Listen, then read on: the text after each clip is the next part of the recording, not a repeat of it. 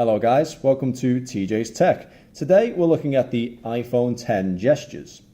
In the top right hand corner, if you swipe down, you will reveal the control center. Swipe up from the bottom to return home. In the top left, swipe down to reveal the notifications. Again, swipe up to go home. If you open an application, then swipe up from the bottom and hold, you will then feel a slight vibration, and then it will go into the switching apps section. So you can easily switch between applications by doing that. Then on this screen, you can even hold down, then the minus symbols pop up to mean that you're in closing application mode. You can do that 1 by 1, 2 by 2, or even, if you get it just right, 3 by 3.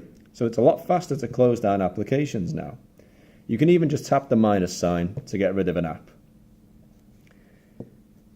If you want to go to your most recently used application, from the bottom, swipe from left to right. There is the App Store, or the iTunes Store rather. Again, if I swipe there, the iTunes Store comes up again. If you want to switch between applications very easily, again, keep swiping in the same area.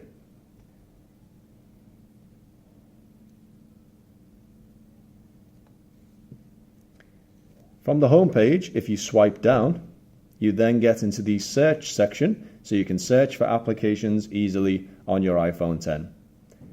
Thanks very much for watching, and see you next time.